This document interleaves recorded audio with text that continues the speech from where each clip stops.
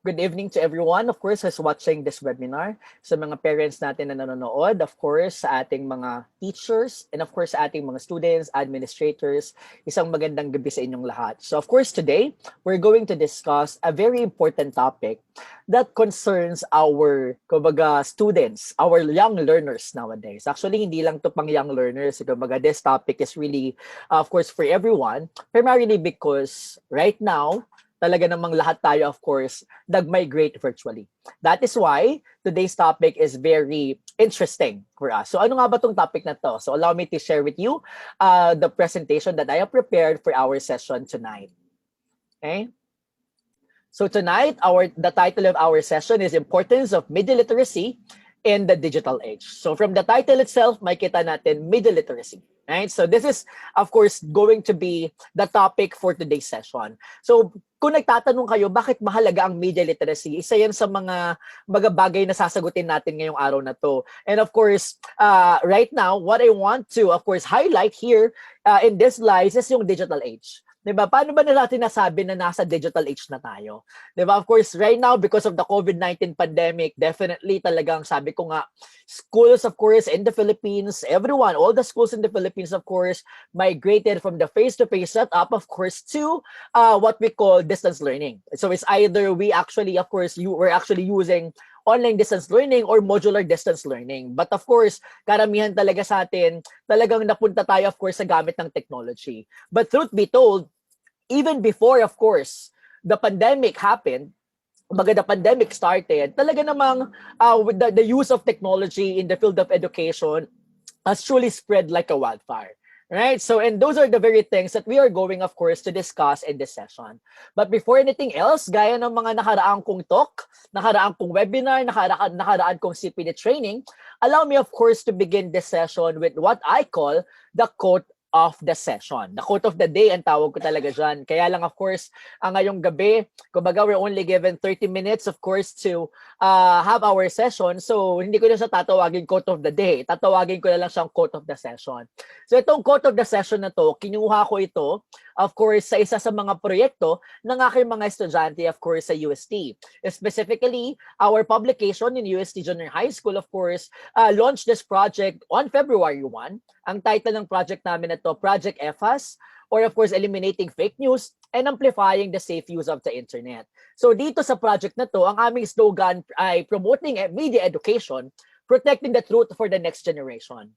And while I was looking for the quote of the session, sabi ko, bakit pa ako lalayo, di ba? I think this one, this sums up what we want to happen nowadays, right? We want to promote media education because it is the only kumbaga way, of course, to protect the truth for the next generation. Indeed, nowadays, napakadaming teenagers, of course, falling as victims of fake news, of course, falling as victims of misinformation and disinformation. Talagang sila yung nagiging biktima ng, of course, mga peking impormasyon online, which, of course, hinders them from fulfilling their roles as vanguards of the internet and, of course, from maximizing, kumbaga, what they can do as digital citizens. And in the Philippines, this must be solved. Kumbaga itong problema na to, this dilemma must really be put to an end. Why? Because the Philippines, of course, is known as the social media capital of the world. In fact, in a report conducted by We Are Social and Hootsuite International, doon natagpuan nila, sabi nila doon sa Digital 2020, the Philippines is the social media capital of the world. Why? Because we have the most number of social media users in the entire world. Imagine that. Di ba? Talaga namang, kumbaga, and 2020 pa ito. So kung 2020, ibig sabihin nun, kumbaga, hindi pa talaga nagpipick season. Kumbaga, hindi pa nagpipick ang data ng, of course, ng COVID-19 sa Pilipinas. So which means that, of course, the number na nakuha ng Hootsuite International dito, most probably, kung hindi na doble, baka na triple pa. Diba? So as the social media capital of the world, then of course, it is indeed our responsibility as educators to ensure that our learners, our students, of course, are well guided. And of course, that the learners would know the do's and the don'ts and the things that they can do and that they cannot do, of course, on the internet. So allow me right now to show you some data proving kung bakit talaga naman naging social capital social media capital of the world ang Pilipinas. So here, in the January 2019, kay Hootsuite International Report, makikita nyo dito ang Philippines ang pinakamataas in terms of amount of time per day spent using social media.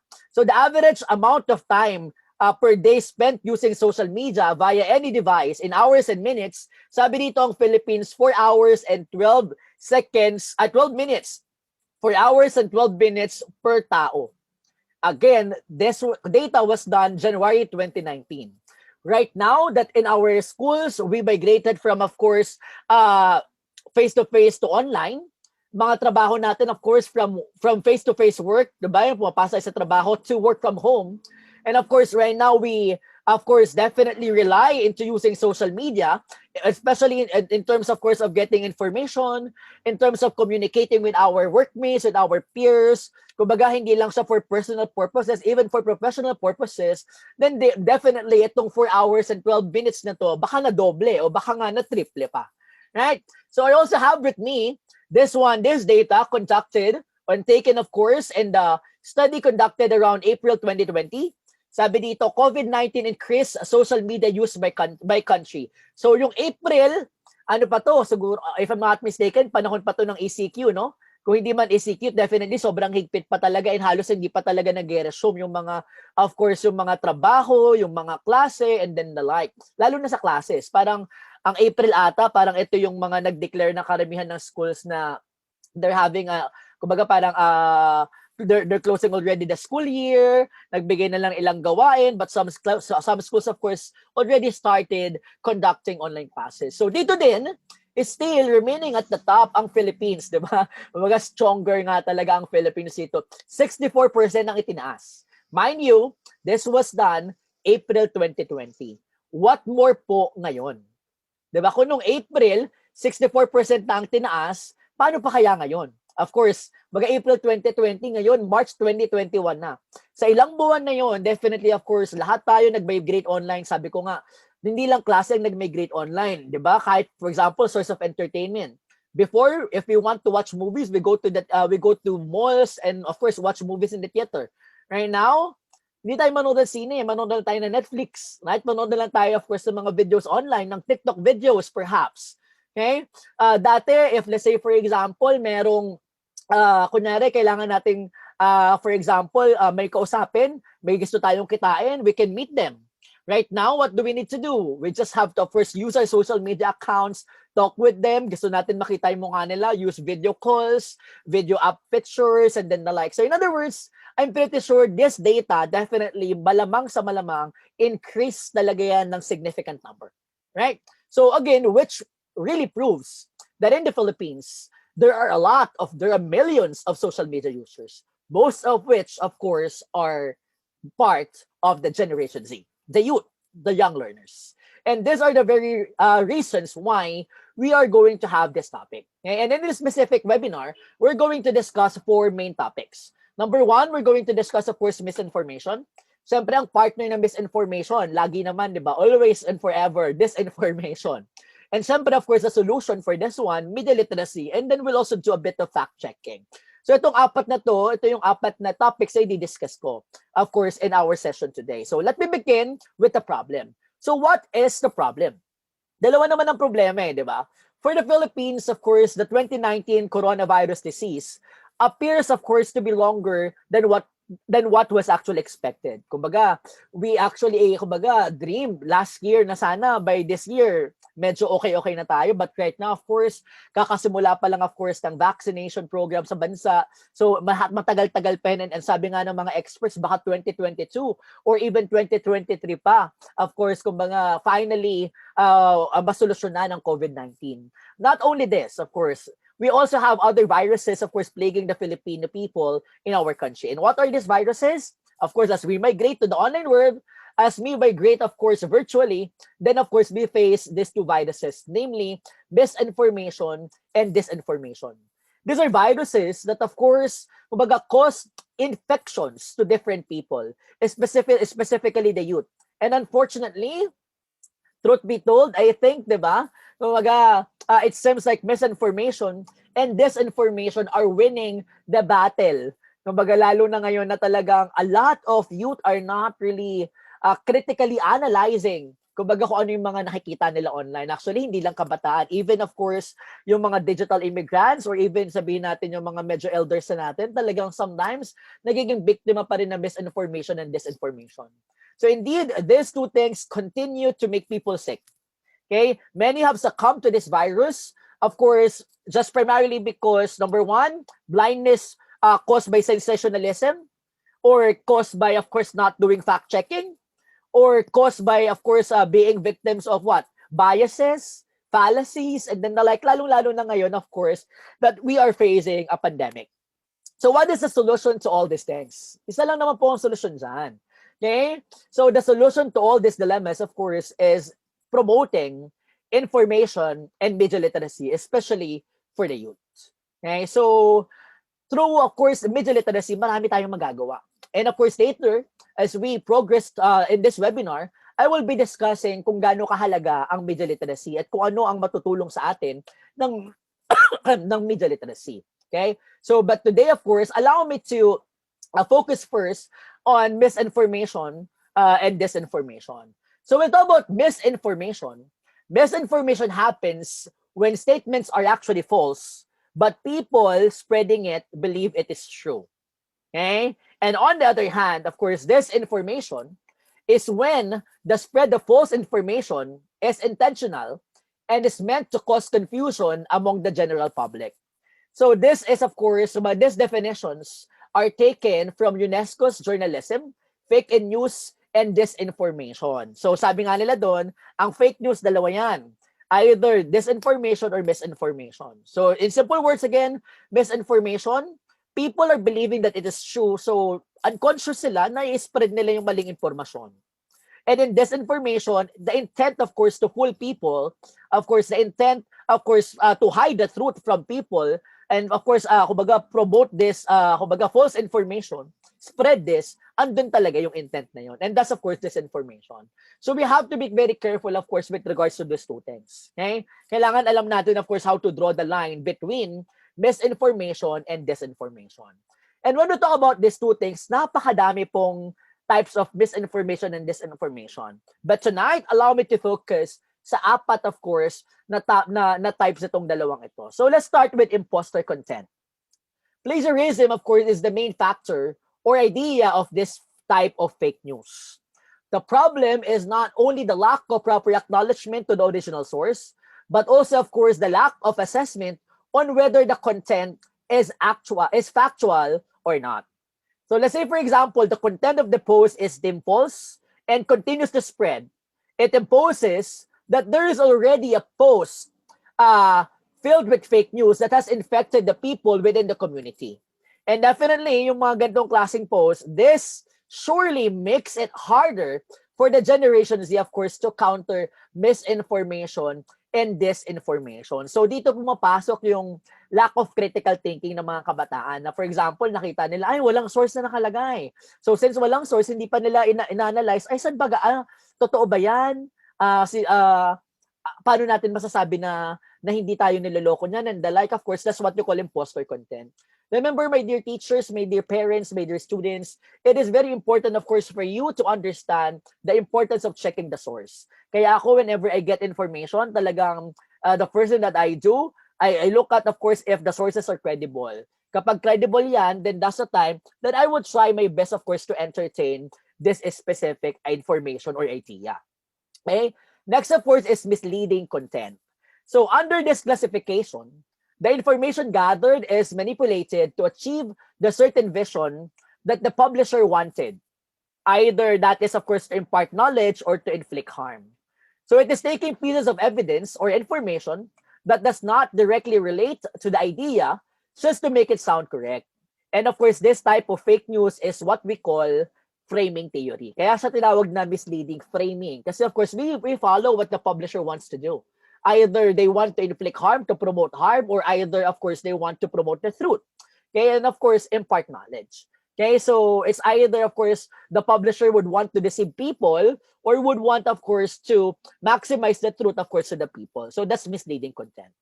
Third, of course, kaya siya tinawag na framing theory. Okay? Third, of course, we have the manipulated content. When popular media publishers release an article, many, of course, patronize the work and assume that it is a fact without analyzing the whole content of the post. However, some of these media providers risk their credibility in order to gain and maintain their popularity. In order to have or more engagements, they take genuine content and transform it into a fake one to make it more dramatic and attract more clicks and attention from the public. Ito yung sinasabi ko kanina, sensationalism. Right? Of course, people would want to see drama. 'Di ba? Kumbaga, it's natural for people na pag may drama, mas babasahin natin. 'Di ba? If there's conflict, mas babasahin natin. And sometimes, nagiging manipulated content siya because not because the information would not be coming from credible sources. Sometimes talagang very credible lang sources. But the problem is, very credible nga ang source, kaya lang because this companies, this publishing, of course, wanted to, kumbaga, profit ang kanilang focus, then definitely, they would sensationalize it. And sometimes, pag nagsisensationalize, nag-iiba yung thought, nag-iiba yung information, which leads, of course, to acts of misinformation and disinformation. And last one, of course, I have here with me fabricated content.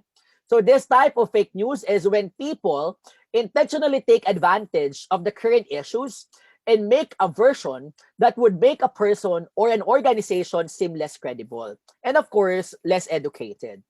It refers to creating your own version of the news story that is shared to the public. So an example of this is when some pages in Facebook publish an edited version of a quote from a known personality, but it is not what that person really said in the interview.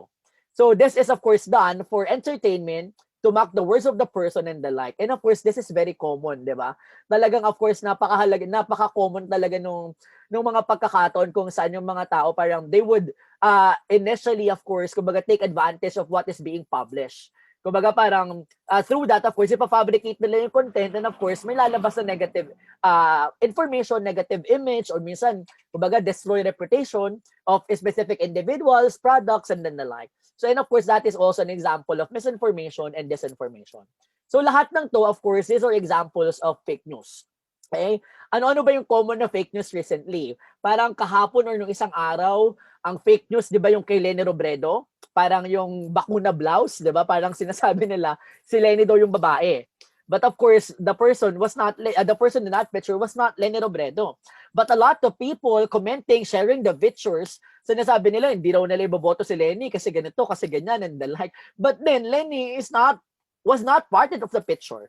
Diba? But because, of course, madami nag-share nun, may mga nag-comment na ganito, ganyan, they did not analyze the source. They did not critically think, oh, ano bang sinasabi dito? Si Leni ba talaga to? On their own, they did not, of course, kumbaga, become critical and analytical thinkers. And of course, that leads them to what? To being victims of fake news. Suspension of classes, di ba? Parang kasi ngayon, di ba, parang around March, nagsimula ang quarantine. So yung mga estudyante nakalagay, meron akong kakilala parang nag-message sa akin noong nakaraan, sabi parang, nag-send siya ng screenshot, nakalagay doon yung sinabi ni Mayor Sco Moreno, na parang like may klase sa araw na to. Ay, suspended pala sa araw na to. So parang sinesend niya sa akin. Sabi ko, what are you trying to imply? That classes will be suspended? Sabi ko, look at the date. It was posted last year. But because that student, again, did not analyze the content, of course, nape-fake news yung mga batang yan. Kay COVID-19 LGU protocols, di ba? Pag hindi talaga tayo updated, pag saan tayo kumukuha, minsan, meron ako nabasa parang last night, parang yung protocol na yon was posted around December last year. And syempre, sa dami nang nangyayari sa Pilipinas, talaga namang the protocols, of course, are being updated from time to time. So you also have to take a look at, of course, the date kung kailan to pinost. Why? Because these things would lead us, of course, to being victims of fake news. That is why it is very important, of course, for us to be familiar with the 3 C's against fake news. So ano itong 3 C's na to? Confirm credibility. So creators of misinformation and disinformation share a common factor. They do not pay attention to establishing credibility, but they value popularity instead. Some publishing sites profit from the public's vulnerability, especially those who are not observant or critical enough to assess the content that they produce. Ito yung sinasabi ko kanina. There are some, of course, kumbaga, posts online that of course are done for profit. Kumbaga, remember, sa journalism, a maxim, of course, one of the maxims, of course, journalism, maximize the truth, minimize the harm. And unfortunately, because, of course, of sensationalism, diba, syempre, kung saan nga mas may drama, kung saan may mas conflict, yun ang mas bumibenta. So, of course, that's why if you want to go against fake news, then you always have to confirm credibility. Second, of course, consider the context. Information over time can be proven wrong if, and of course, if used, it may become misleading for many. Kagaya nung sinasabi ko kanina, may mga posts na hindi naman talaga fake news. Pero that was last year, that was last month, that was 3 months ago, that was, of course, posted few years ago. So, you have to analyze the context kasi maraming bagong discoveries, maraming bagong updates. And lastly, of course, if you're not really sure, then consult with the pros, right? Consult with the professionals. Nothing goes wrong when you ask, of course, experts about their opinion, right? Seeking a professional view gives you an assurance, of course, that you are doing the right thing and that you are believing the correct information. So there's nothing wrong with that. So of course, if you're, sabi natin, medyo dubious ka pa, medyo hindi ka pa sigurado, go ahead, okay? Consult with a professional, of course, so that you yourself, of course, can give assurance to yourself that you're not falling, of course, kumbaga, as a victim sa fake news, right? So again, fake and fact, napakahalaga, of course, fact-checking, right?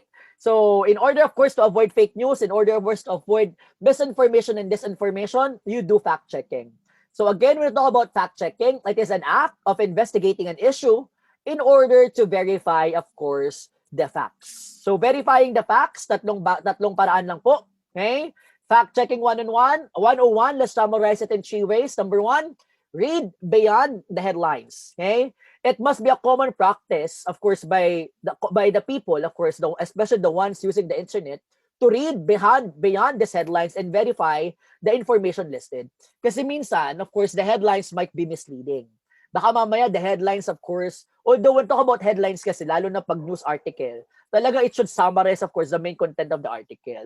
But sometimes, of course, if it's a features article, editorial article, sometimes, of course, you do headlines to attract the audience. So, which, of course, kung di mo babasahin ng buo, might, of course, kumbaga lead to misinterpretation.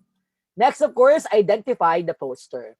So, in order to ensure the credibility of article and post, you must make sure, of course, that this information would always come from what? From reliable and, of course, credible sources. Okay? Of course, kahit sa mga balita, alam naman natin kung ano yung mga news hubs and, of course, mga websites na talagang pwede nating puntahan, of course, if we're looking for reliable sources and information. Of course, which lead me to find other reliable sources. Kunyari, let's say, for example, ay, medyo nakakagulat tong balitang to. And na-identify mo na, binasa mo, nakita mo, reliable yung source, pero you still have doubts. Go, try to search it on another website. Kadalasan naman pag ganyan, nababalita din yan sa iba. And of course, kapag nakita mo binalita din yan doon, then of course, it would give you an assurance that what you're seeing, of course, is true. Right? So through these things, okay, we would be able, of course, to, kumbaga, become media literate individuals. So when we talk about media literacy, it refers to the 21st century skill and ability, of course, to access, analyze, evaluate, and create media in a variety of forms. It is a skill of being able to develop critical and analytical thinking that allow people to understand and use all types of media. Furthermore, media literacy refers to one's capacity to track accuracy, credibility, and evidence of bias present in various media, of course, including radio, television, print, and even, of course, in social media. So in other words, if you are a media literate individual, then most probably you're not going to be victims of misinformation, disinformation, fake news, and of course, itong tinatawag natin na false information. Ngayon, sabi ko kanina, this is very important, especially for the youth. So bakit? Number 1, members of the Generation Z are more exposed to using the internet, specifically, of course, the social media. So since very prone sila sa paggamit ng social media, if they would not be able, of course, to develop media literacy, then what would happen to them? Then most probably, they would be, of course, become very vulnerable, of course, to being victims, of course, of misinformation and disinformation. Studies have also found that Generation Z is the most internet-dependent generation and is firmly at the vanguard of technology used across all generations. So in other words, if we want them, of course, to be able to fulfill their roles and responsibilities as vanguards of the internet, then definitely, of course, we have to teach them how, okay, to become media literate individuals, because it is the only way that they would be able, of course, to what? To, of course, maximize their innate skills in terms of using technology. Third, the youth tends to fall victim to fake news and consequently display improper online behavior. Alam niyo, nakakalungkot, pero totoo ito, right? Di ba dito na uso yung mga online bardagulan, tapos may mga secret files na pag binasa mo, parang very disappointing ang mga makikita mo. Of course, parang sa online, talagang naging emotional outlet nila, talagang they don't have limits, they post what they want. But of course, they have to be taught that there are things that should not be done using the internet. They have to realize, of course, that they also have the limitations. Kaya nga may tinatawag tayong, of course, netiquette. And lastly, of course, infodemic continues to make people sick. And if we want, of course, to cure this disease, especially that we are the social media capital of the world, di ba, kung kakalat at kakalatan, mas mahirap yung ayusin. That's why we have to arrest the problem as early as now. Because if we're going to arrest the problem right now, then definitely, of course, we would be able to maximize yung pagiging social media capital ng Pilipinas. Right? So according to NAMLE, media literacy can also help the youth in many ways. Paano po yun? Number one, develop critical thinking skills. Okay? And understand how media messages shape our culture and society. Identify target marketing strategies. Recognize what the media maker wants us to believe or do. Name the techniques of persuasion use. Recognize bias, spin, misinformation, and lies. Discover the parts of the story that are not being told. Evaluate media messages based on our experiences, skills, beliefs, and values. Create and distribute our own media messages and advocate for a change media system. Hindi ko na po siya isa-isahin because again, we're only given 30 minutes, of course, to finish our discussion.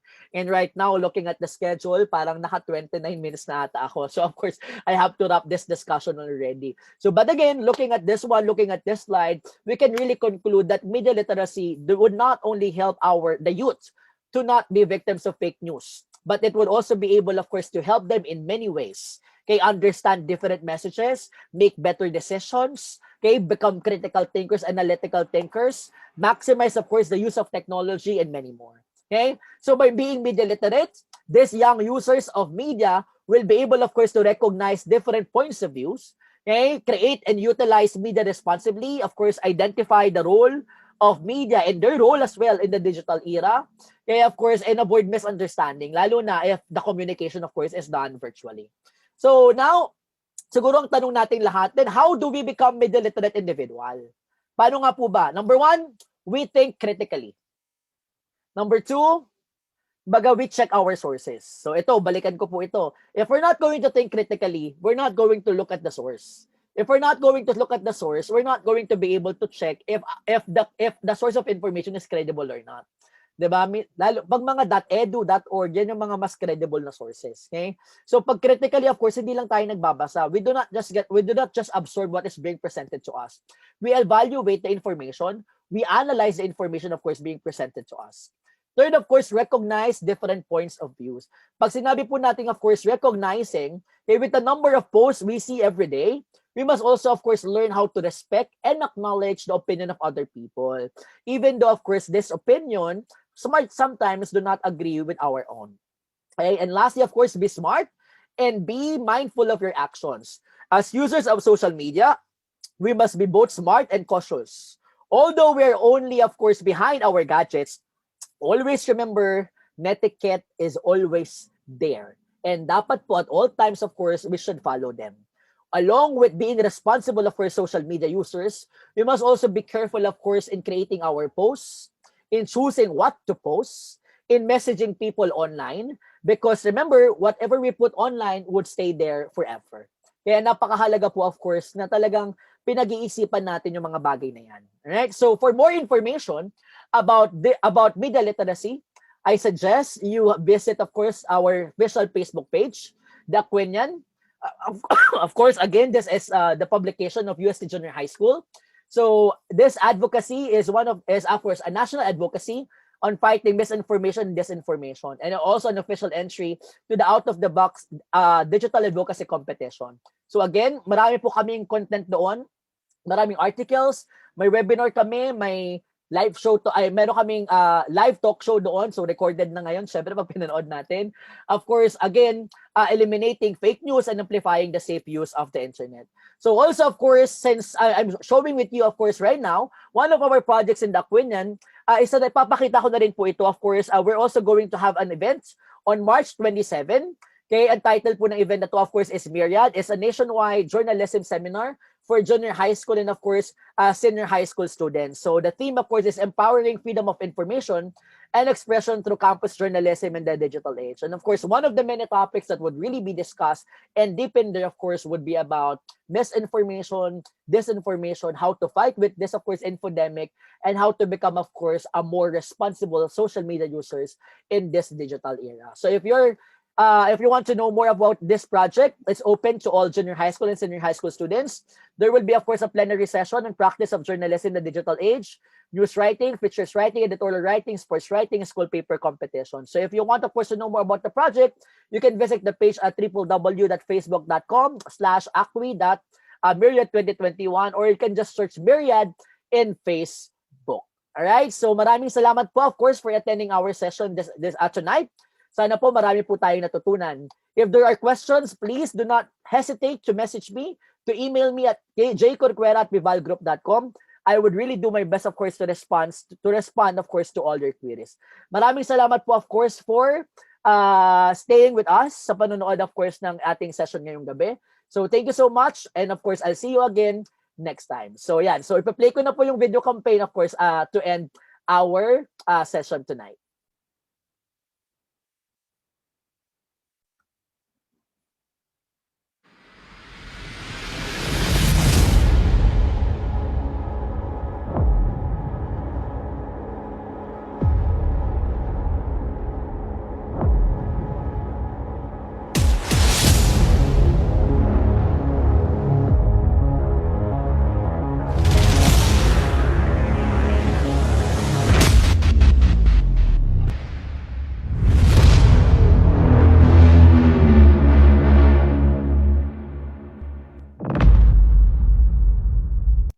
Ayan po. So again, if you want to, of course, join Myriad, punta lang po kayo sa Myriad, of course, sa ating, and check the first page, and you can register and, of course, message us there for inquiries. Again, thank you so much for attending our session tonight. Sana po marami tayong natutunan, and of course, let us do our best to ensure that we would be able, of course, to make our students media literate, because really, it is the best way, of course, to promote the truth for the next generation. Thank you po, and God bless. Stay safe, everyone.